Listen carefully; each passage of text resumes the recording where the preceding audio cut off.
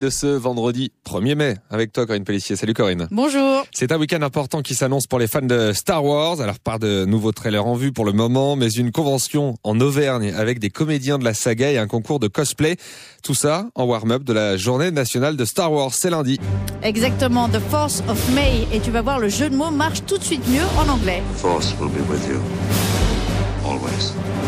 May the Force be with you, c'est le nom de l'OP. 35 ans que ça dure en marge de la journée de la serviette qui tombe aussi le 4 mai.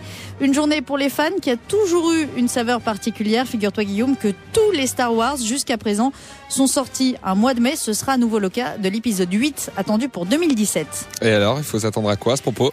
Eh bien, prépare-toi lundi à être inondé de selfies, de commentaires en tout genre sur Instagram, sur Twitter. Il y a déjà un hashtag officiel, May the Force avec un 4 be with you. Pour ceux qui auraient envie de se mettre dans l'ambiance, dès maintenant c'est possible. L'association des héritiers de Star Wars, la plus vieille asso en France, participe évidemment à ce Star Wars Day avec une convention dès ce week-end organisée dans l'Allier par Philippe Grenier, fan absolu de la saga. Quelque chose s'est réveillé. C'est vrai que d'avoir un jour dans l'année, ce jour officiel où tous les fans se retrouvent un peu partout et aussi où il y a une tension, une attention particulière, c'est notre fête nationale à nous, le 4 mai. Et là, l'attention va être tournée vers cet épisode 7 où on a déjà vu 2 bandes annonces, où on commence à voir des noms de personnages, où on voit beaucoup de visuels, où il y a des spéculations, donc ça c'est clair, la terre entière l'attend. Et au programme, un concours de cosplay, la venue aussi de comédiens qui ont joué dans la saga et bien sûr en avant-première, tous les goodies du Star Wars Day 2015. Bon, tout ça c'est très bien, mais c'est surtout très commercial, Corinne. Tout à fait. Pour l'occasion, on a commencé à lister pas mal de choses. Un quiz Star Wars, par exemple, pour tester ses connaissances. Un cahier de coloriage, ça marche très bien en ce moment. Des figurines, des Lego, des jeux vidéo, des t-shirts. Chez Uniqlo, par exemple, on lance lundi toute une gamme aux couleurs de la saga. Il y a plein de bars aussi qui vont afficher des masques en vitrine pour que les fans puissent se prendre en photo en Dark Vador ou en Boba Fett. Un événement donc ultra commercial, mais réclamé par les fans.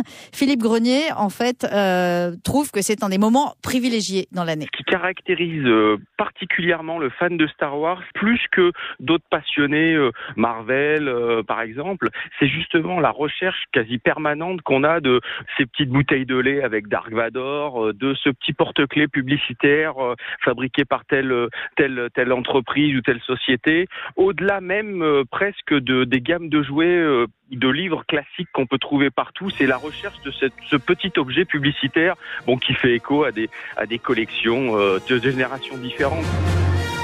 Et pour ceux qui n'auraient pas encore vu l'intégralité de la saga, encore quelques mois pour réviser, les 6 premiers épisodes de Star Wars sont désormais disponibles sur toutes les plateformes légales de téléchargement.